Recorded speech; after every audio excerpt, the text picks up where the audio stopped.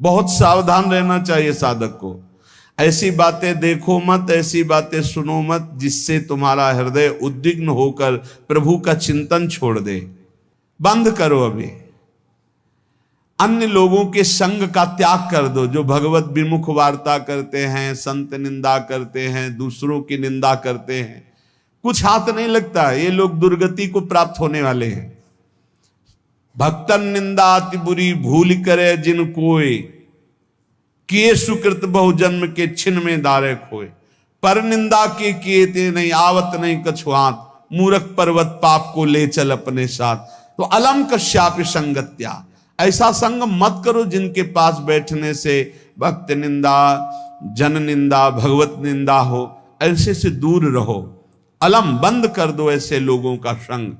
रात दिन हम श्यामा श्याम का नाम जप करेंगे, श्यामा श्याम के लीला गुण गाएंगे, श्यामा श्याम के ही धाम का शोभा का चिंतन करेंगे।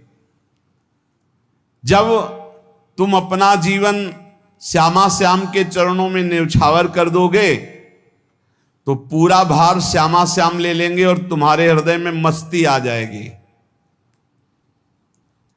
जो ऐसा निश्चयी होता है, दृढ़ निश्चयी, उसके अंदर दृढ़ विश्वास, तो उसके हर समय भगवान की स्फूर्ति होती रहती है। भारी प्रतिकूलता में भी भगवान का सानिध्य अनुभव होता है। वो अनुकूलता में तो भगवान के दुलार को देखता है, लेकिन प्रतिकूलता में भगवान की विशेष कृपा को देखता है। ये संयोग, ये वियोग, संसार की ये द्वंद्वमयी वृत्तियां भक्तों के हृदय में नहीं चुभती। आए की हुज्जत नहीं, गए की तलाश नहीं, क्योंकि नित्य संयोग भगवत स्मृति के प्रभाव से प्रभु का रहता है। शोक, विषाद बहुत ध्यान देने योग्य विषय है। तभी लोगों को ऐसा लगता है कि ऐसा कैसे हो सकता है। भक्त के चरित्रों को जब सुनते तो लगता है ऐसा कैसे हो सकता है, ऐसी परिस्थिति में भी ऐसा कैसे हो सकता है। क्योंकि तुम मानसिक बुद्धि से युक्त हो और वो भागवतिक स्थिति से युक्त है, इसलिए तुम उसको पार पा ही नहीं सकते। जब तुम अपना जीवन श्यामा श्याम के चरणों में समर्पित कर देते हो हृदय से, फिर उनकी कृपा से सब विघ्न दूर हो जाते, एक अपार मस्ती रहती है। नहीं तो शोक, विषाद, दुख, क्लेश, कष्ट, संताप, भय, उद्वेग, ये सदैव सताते रहते हैं। इसी से डिप्रेशन होता है। बार बार नकारात्मक चिंतन, शोक, विषाद, दुख, चिंता, क्लेश, संताप, भय, उद्वेग, यही पूरे मानसिक स्तर को नष्ट कर देते हैं। उत्साहहीन जीवन हो जाता है। जब तुम श्यामा श्याम को समर्पित हो जाते हो तो ये सब प्रवेश भी नहीं करते, एक अपार मस्ती बनी रहती है। अब क्या होगा? श्यामा श्याम जो करेंगे वही होगा।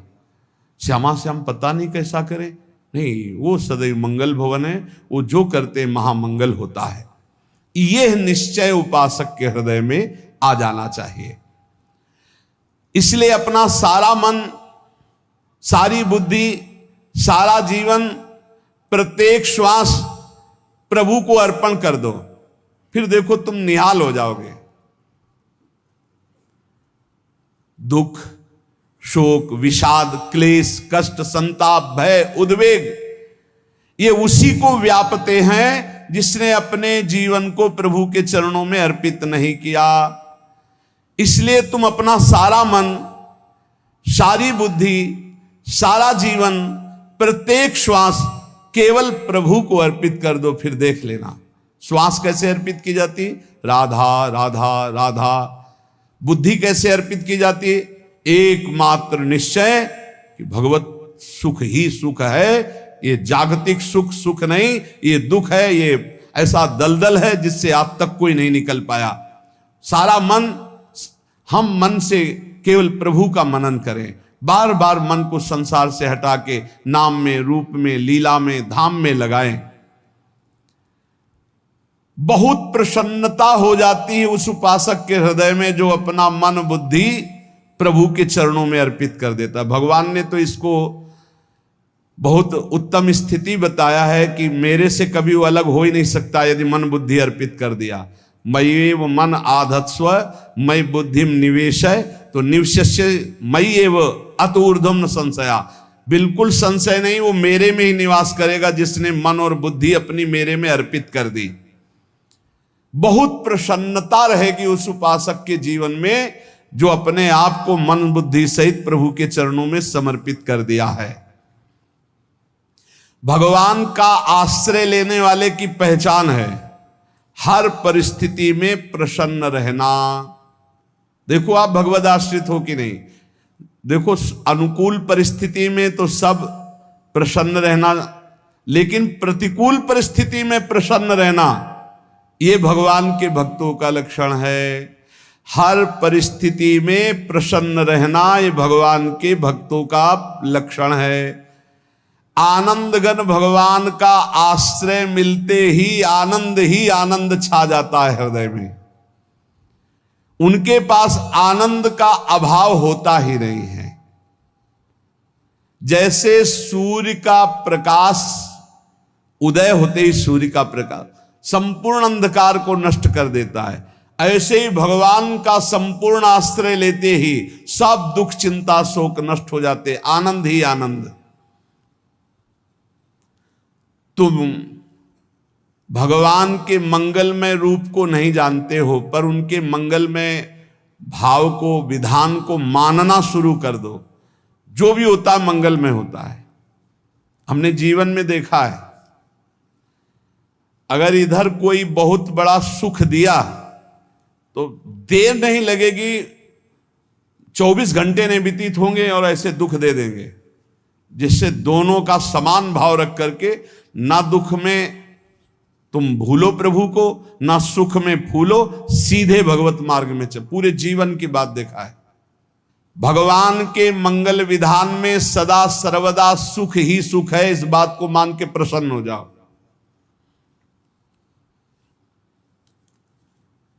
जब भगवान का भजन करने वाले की तन्मयता बढ़ती है भजन में,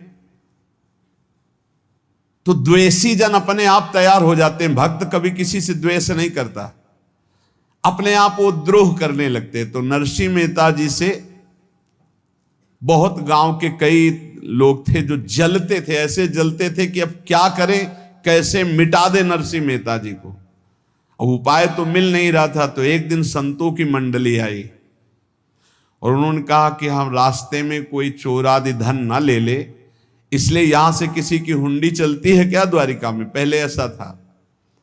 बोले हाँ हमारे यहां बहुत बड़े सेठ हैं नरसिंह मेहता जी, पर आप कहोगे वो मना कर देंगे। कई बार कहोगे, अगर वो स्वीकार कर ले तो वहां।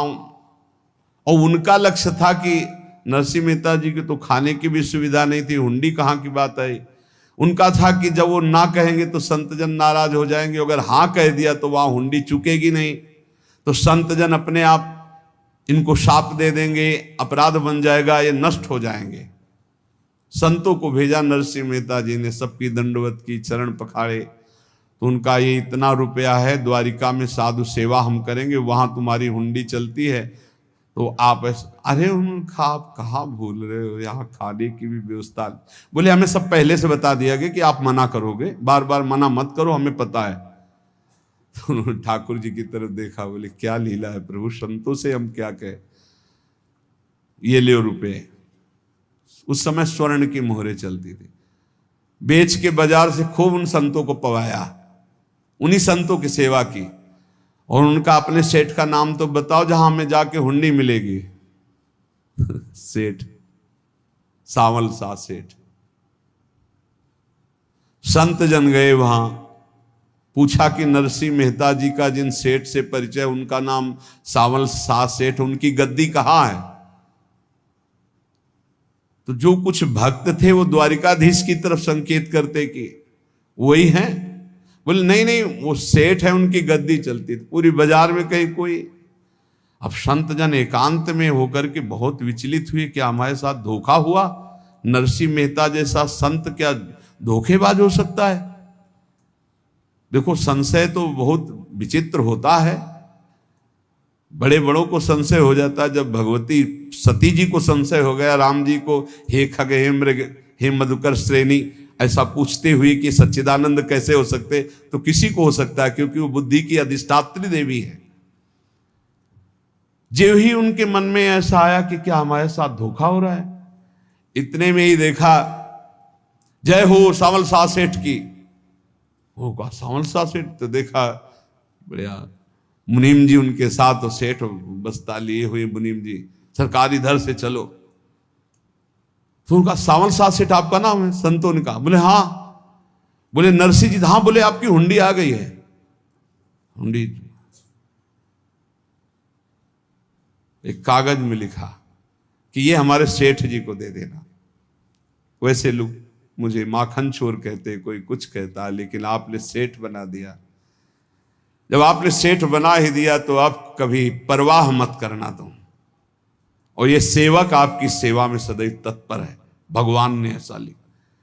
जो भगवद आश्रित है, एक बार ये चलता रहता है, जो संत जन होते हैं उनके विरोधी अपने आप बन जाते हैं, किसी से कोई मतलब नहीं, अपने आप विरोधी बन जाते हैं। कबीरदास जी का पूरी काशी में यश था। भजन करने वाले महापुरुषों का यश बढ़ता है जब, तो जो भजनहीन होते हैं उनके हृदय में जलन पैदा हो जाती है और वो उनको विविध प्रकार से फंसाना चाहते हैं, उनको कष्ट देना चाहते हैं। तो कबीरदास जी के यश को धूमिल करने के लिए कुछ ब्राह्मणों ने एक रचना रची, मुड़ मुड़ा के कबीरदास जी के शिष्य बन करके पूरी काशी के सब आश्रमों में निमंत्रण दे आए। कल भंडारा है, संत सेवा है, सबने स्वीकार किया। कबीरदास जी अपनी दिनचर्या करके निकले तो संत मंडली आने लगी। बोले कै बजे सेवा है? साधु सेवा। बोले कौन सी साधु सेवा? बोले कल आपके शिष्यजन निमंत्रण दे के आए, पूरी काशी के सब संत आ रहे हैं। कबीरदास जी ने कहा यहाँ तो एक की भी व्यवस्था नहीं, पूरी काशी के संत आ रहे। अच्छा समझ में आ रहा है, लीला बिहारी तुम लीला करना चाहते हो। गए अपना निकल गए गंगा किनारे, एक झाऊ के नीचे बैठकर अपना भजन ध्यान में मगन है। 11-12 बजे तो उन्होंने देखा संतों की मंडली, काशी तो बहुत। कबीरदास जी ने देखा कि आश्रम की, तो बोले पता नहीं क्या होगा, चलो चलते हैं। तो ऐसे गमछा वस्त्र करके ऐसे डालकर मुंह ढक करके, वहां बड़ी बड़ी पंगत लगी थी। कबीरदास जी सबको पाओ जी पाओ। कबीरदास जी के रूप में स्वयं भगवान पाओ जी। कबीरदास जी ने कहा अच्छा जब स्वामी परस रहे तो हम भी बैठ के पा ले। तो जब उसी पंगत में बैठ गए अपना कपड़ा ढक करके, और जब मोहरे की दक्षिणा दे रहे थे सब लोग कि वाह कबीरदास जी ने आज तो साधु से। सबको जब कबीरदास जी के सामने आए तो ऐसे मुंह ढके, बोले देखो जो मेरा होता है उसे मुंह छुपाना नहीं पड़ता, मुंह ढकला नहीं पड़ता। लो दक्षिणा, तुम भी दक्षिणा लो। कबीरदास जी को कबीरदास जी दक्षिणा दे रहे, वो कबीरदास जी है भगवान, और ये पाले वाले कबीरदास जी है भगवान के जन। कभी भगवान अपने अरे जमाने जोर लगा ले, कितना जोर लगाएगा, भक्त और भगवान का झंडा कभी न झुकने पाएगा। बिल्कुल चिंता शोक भय उद्वेग रहित जीवन भगवद आश्रित, तुम भगवान के मंगल विधान में सदा सर्वदा प्रसन्न रहो। अब ये विचार कर लो कि भगवान जो करेंगे तुम्हारा मंगल करेंगे। अब थोड़ा ऐसा बीच में लगता है कि अमंगल हो रहा है क्या, लेकिन पक्का समझो बहुत बड़ा मंगल उनका विधान होता है। बहुत ही उत्तम मंगल होता है भगवान के शरणागत का। भगवान हमारे विचारों वाले नहीं हैं, हमारे विचार प्राकृतिक है, भगवान के विचार चिदानंदमय हैं। वो अपने विचार से हमारा मंगल करते हो, हम अपने विचार से मंगल चाहते हैं। भगवान के विचार से मंगल ही हमारा होगा, इसलिए कभी हमको चिंता शोक भय नहीं करना चाहिए। भगवान की ओर से कभी तुम्हारे लिए ऐसा विधान नहीं होगा कि तुम दुखी हो जाओ। बस तुम्हारी सोच हो सकती है, उसका परिणाम बहुत मंगल होगा। जगत की ओर से निराश हो जाओ, किसी से आशा मत रखो, फिर आप देखो आपका जीवन कैसा आनंदमय व्यतीत होता है। ये जो जगत की आशा है यही दुख प्रदान करती, सच्ची जगत की आशा ही दुख प्रदान करती है। अगर जगत से कोई संबंध न रखा जाए और भगवत भाव में रहकर तो बहुत अच्छा जीवन चलेगा। अपने कर्तव्य का पालन करो, परिवार को भगवत स्वरूप मानकर पोषण करो, किसी से कोई संबंध मत रखो, कोई आशा मत रखो, यही अध्यात्म सिखाता है। अपने आप भगवत स्वरूप, सबका व्यवहार मंगलमय और आपका जीवन मंगलमय। अपने घर में ऐसे रहो जैसे किसी अतिथि के घर में रह जाता है। चलना है, यहां से जाना है। कौन रहता है अपने घर में अतिथि की भांति? भगवान का भक्त। जाना है यहां से, अपनी प्रिया प्रीतम के पास जाना। ये हमारा घर नहीं है, यहां तो हम समय व्यतीत कर रहे हैं, अपनी आयु व्यतीत कर रहे हैं भगवत आराधना करते हुए। हमें जाना है प्रिया प्रीतम के पास। वास्तविक घर भगवान का धाम है हमारा, वास्तविक घर वाले प्रभु हैं हमारे। जो नित्य सच्चिदानंद भगवान के चरणों में अपने चित्त को समर्पित करता रहता है, उसको यह अनुभव होने लगता है कि बड़ी कृपा है हमारे ऊपर भगवान की, बड़ी कृपा है हमारे ऊपर। सर्वसमर्थ परम सुहृद भगवान ऐसे भक्त के ऊपर हर समय वरद हस्त रखे रहते हैं। ये केवल प्रवचन नहीं, सच्ची बात मानिए। ऐसे भगवान का वरद हस्त हर समय रहता है। जब भगवान की छत्र छाया में भक्त अपने को देखता है तो आसपास घोर विपत्तियों का भी समुदाय हो तो भी वो आनंद में मगन रहता है। हर हालत में आनंदित रहना ये भक्त का स्वभाव है। भगवान ऐसे भक्तों को प्यार करते हैं जैसे कछुआ अपने अंडे को बाहर रख आवे और रात दिन उसका चिंतन करे। जब भक्त भगवान को समर्पित होता है तो भगवान रात दिन उसकी ऐसे चिंतन सुरक्षा करते हैं। अभय, ये दैवी संपदा का पहला गुण है। ये भगवान के शरणागत पर जागृत हो जाता है, वो भयभीत नहीं होता, किसी भी उससे भयभीत नहीं होता। यही डर ही डरप हरिवंश हित, जिनो भ्रमय गुण सलिल पर। इस डर से डरते रहना चाहिए कहीं गुण रूपी पानी में फिसल न जाए, नहीं तो गलती हो सकती है। साधक सावधान रहे। ये अभय दैवी संपदा का सबसे बड़ा गुण है। जो भयहारी भगवान की शरण में आ जाता है तो उसके अंदर ये अभय प्रकट हो जाता है। अगर कहीं तुम्हें एकांत में भय लग रहा है, एक आदमी तो एकांतिक में आए थे, वो कह रहे थे कि हमें हर समय भय लगा रहता कि कोई हमारे पीछे है, अंधेरा तो लगता कोई खड़ा है, मैं जीना मुश्किल हो गया, ऐसा भय। देखो ये मन कैसा है, भगवान से विमुख होने पर कैसे डरवाता है। वो कह रहे हैं हर समय मुझे डर लगा रहता है, कोई सामने खड़ा है, कोई पीछे खड़ा है, ऐसा भय लगने लगता है। और जब भगवान की शरण में आ जाते हैं तो ये अभय स्थिति हृदय में जागृत हो जाती है। कोई भी भय आसपास आ ही नहीं सकता, यहां तक कि नरक का भी भय खत्म हो जाता है जो भगवान की शरण में है। महापापी भी पुण्यात्मा महान भक्तों के समान वो उत्तम गति को प्राप्त हो जाता है जो भगवान की शरण में हो जाता है। पर ये जो भोगों का आश्रय लिए हुए हैं, मनमानी आचरण कर रहे हैं, ये कभी उस अभय को जान ही नहीं सकते कोई अभय पद है क्या। इनको तो कदम कदम पर शोक, भय और दुख की प्राप्ति होगी, कोई बचा नहीं सकता। जो भोगों में लगे हैं, मनमानी आचरण कर रहे हैं। अगर निर्भय होना चाहते हो, परम सुखी होना चाहते हो तो भगवान के शरणागत हो जाओ। सारे जगत को अभय दान देने वाले भगवान हैं। भगवान का एक प्रण है, ममपन शरणागत भयहारी। जो मेरी शरण में आ गया उसके भय का मैं नाश कर देता हूं। साधना में अवस्था मन की मानी जाती है कि आप कितने अच्छे साधक हैं। यदि आपका मन भगवदाकार है, हर समय भगवत चिंतन चल रहा है, आपके स्वप्न भागवतिक आ रहे हैं, आपके विचार भागवतिक हैं, तो आपकी अच्छी साधना हो रही है।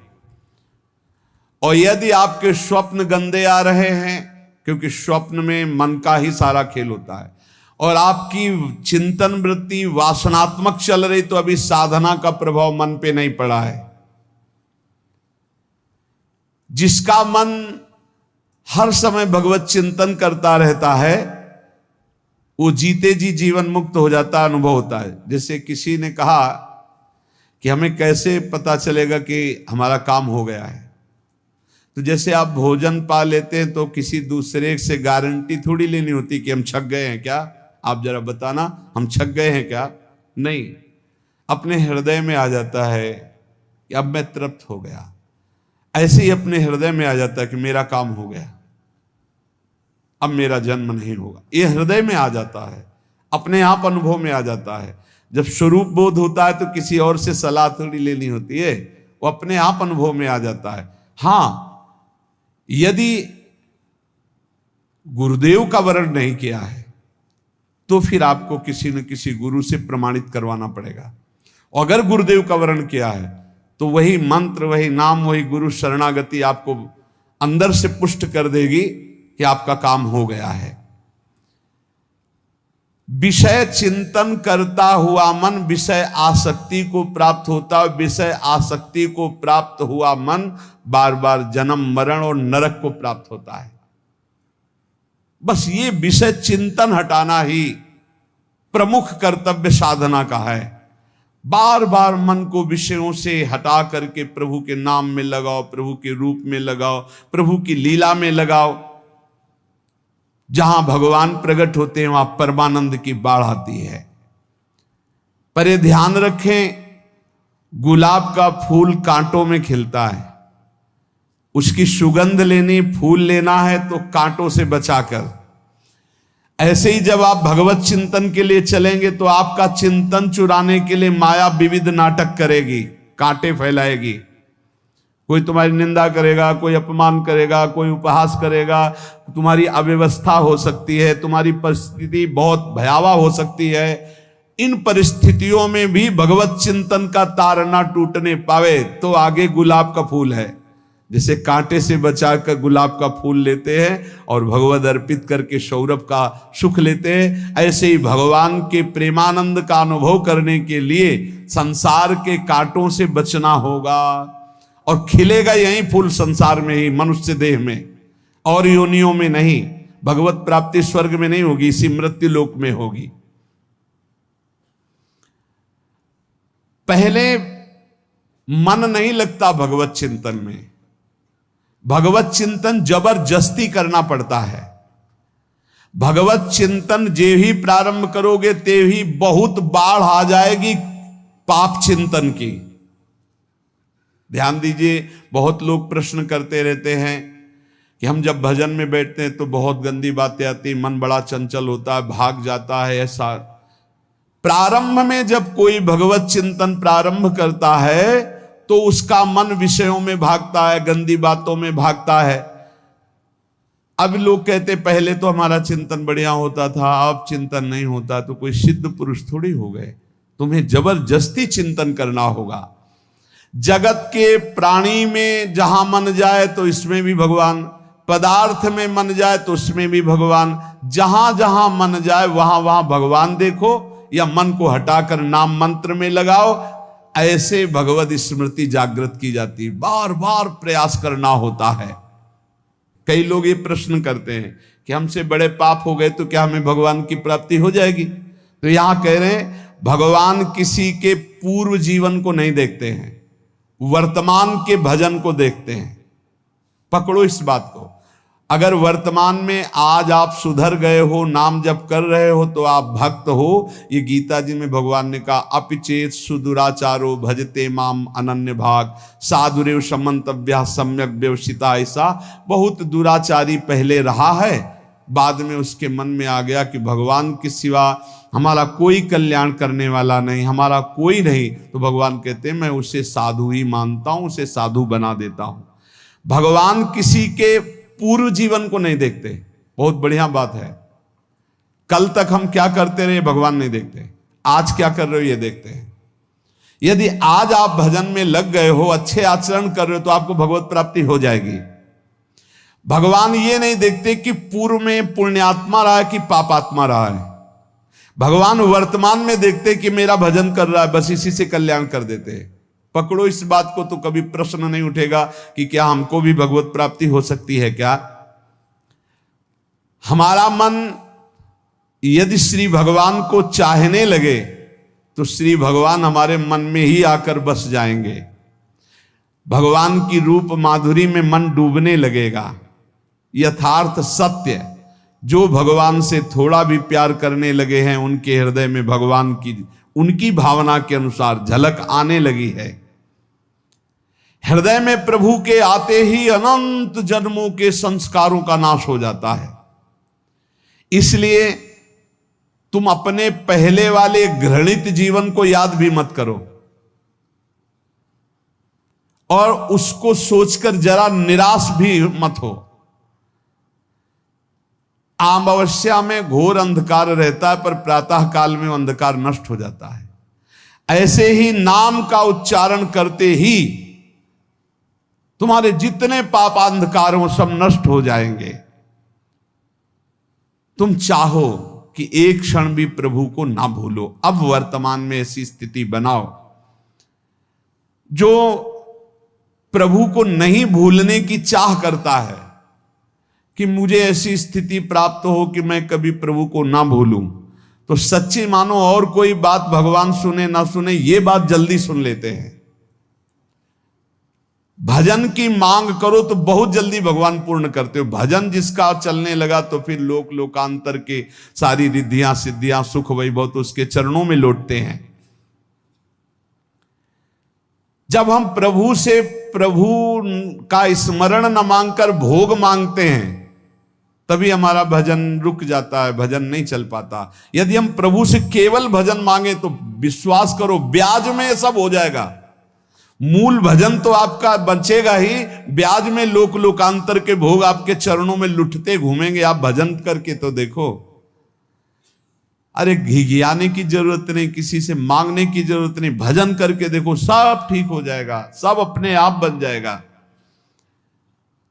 हम बहुत बड़ी भूल कर देते हैं कि थोड़ा भजन करके प्रभु से कुछ सांसारिक वस्तुएं, स्थितियां, परिस्थितियां बदलने की मांग कर लेते हैं, जिससे भजन छूट जाता है। प्रभु की स्मृति इतनी महान है कि जिन्होंने बैर भाव से प्रभु का स्मरण किया उनको भगवान की प्राप्ति हो गई। जैसे कंस आदि भगवान से बैर ही तो रखते थे, लेकिन भगवान की स्मृति रहती थी। स्मृति ने उनको भगवत प्राप्ति करा दी। स्मृति में महान सुख है, पर वो जब भक्ति रस से युक्त स्मृति होती तब माधुर्य रस, प्रेम रस का अनुभव होता है। कल्याण तो वैर भाव से स्मरण करने वालों को भी प्राप्त हो गया। यदि आप भक्त हो और ये चाहते हो कि आपकी भागवती की स्थिति बहुत जोर की हो, तो हम आपसे प्रार्थना करते हैं कि रोज प्रभु से एक ही बात मांगिए, मुझे अखंड स्मृति दीजिए। अर्जुन जी को पूरी गीता जी सुनने के बाद यही मिला, नष्टो मोहा स्मृति लब्ध्वा। स्मृति, प्रभु आप हम पे ऐसी कृपा कर दो कि हमारे हृदय में किसी और व्यक्ति, वस्तु, स्थान की स्मृति न रह जाए, केवल आपकी स्मृति रह जाए। ये चाह भगवान बहुत जल्दी पूर्ण कर देते हैं यदि उपासक हृदय से ये बात मांगे। भगवान की कृपा से ही ऐसा हो सकता है कि अखंड स्मृति ये कर्म फल से नहीं मिलती है। प्रभु के प्रति निर्भर होकर जो दैन्यता पूर्वक प्रभु से मांगता है और हर समय अभ्यास करता रहता है भगवत स्मरण का, उसको ये स्मृति मिलती है। और स्मृति मिल गई तो इससे बड़ी कोई स्थिति नहीं, हर समय भगवान का स्मरण। प्रभु से मन प्रतिपल नया नया स्वाद लेकर के आसक्त होता रहता है, नवम नवम। प्रभु कभी बासी नहीं होते। जैसे किसी व्यक्ति को देखो तो देखते देखते मन हट जाएगा कि देख लिया, बहुत सुंदर है, ठीक है, लेकिन वो एक दिन मन हट जाएगा। और प्रभु की सुंदरता नवम नवम है, प्रभु के नाम का स्वाद नवम नवम है, प्रभु की लीला का स्वाद नवम नवम है, प्रभु के धाम की शोभा नवम नवम है।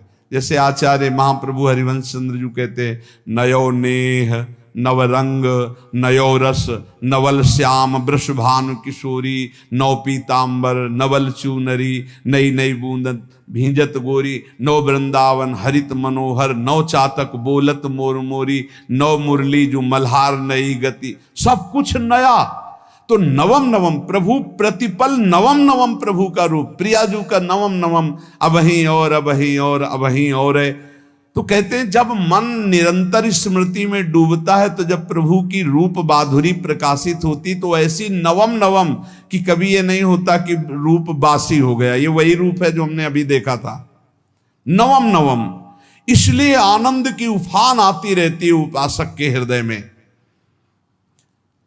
ऐसी प्रियता, ऐसा आनंद बिना भजन के नहीं अनुभव में आएगा। इसलिए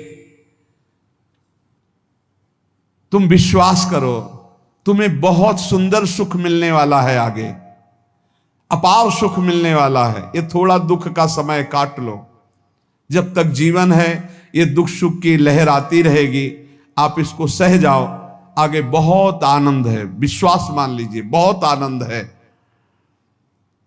जो ये विश्वास कर लेता है वो प्रभु के मार्ग में चलकर प्रभु को प्राप्त कर लेता है। नहीं तो इतने रोड़े हैं कि आप ऊब जाओगे, बहुत रोड़े हैं। जो प्रभु के मार्ग में चलता है तो माया के बहुत से पार्षद अपना प्रभुत्व दिखाने उनके पास आते हैं, महिमा अपनी दिखाने, पर वो किसी वस्तु, स्थिति, अवस्था, प्राणी, पदार्थ का प्रभाव स्वीकार ही नहीं करता, क्योंकि भगवत स्मृति परायण है, भगवान की कृपा पर विश्वास है, इसलिए उसको कोई फंसा नहीं पाता। वो नित्य निरंतर प्रभु से घुला मिला रहने के कारण उसकी मस्ती में कोई फर्क नहीं पड़ता। माया का प्रभुत्व रखने वाले उसे फंसाने की चेष्टा करते हैं, पर उस पर किसी का असर नहीं होता। वो कहीं लिप्त नहीं होता, वो कहीं दुखी सुखी नहीं होता, वो हर समय प्रसन्न रहता है। तुम देखो, हर समय प्रसन्न रहते हो? यदि नहीं तो तुम किसी व्यक्ति वस्तु का आश्रय लिए हुए हो, प्रभु का नहीं। अगर हां तो हर समय प्रभु का स्मरण चलना चाहिए, हर समय प्रभु के आश्रित हो, फिर देखना ये आनंद, ये प्रसन्नता क्या रूप रखती है। बड़े बड़े मस्त संतों को देखा, मस्त है, ऐसे उन्माद में मस्त है। उस सुख के लिए ललचाओ, कब तक जन्मते मरते रहोगे, कब तक बार बार दुख भोगते रहोगे, कब? बड़ा प्रपंच है ये। भगवान का स्मरण परम पुण्यात्मा पुरुष का हृदय माना जाता है। बहुत पवित्र हृदय, बड़ा पुण्यात्मा हृदय, जिसमें भगवान का स्मरण, भगवान का विस्मरण पापात्मा पुरुष, भयानक विपत्ति, दुर्भाग्य आते हो। सुदृढ़ निश्चय करो, अब हम भगवान के स्मरण में अपना समय व्यतीत करेंगे। मेहनत करो, कार्य करने के लिए कोई मना नहीं, आप नौकरी करो, किसानी करो, व्यापार करो, पर अंदर अंदर भगवत स्मृति ही सबसे बड़ी स्थिति है।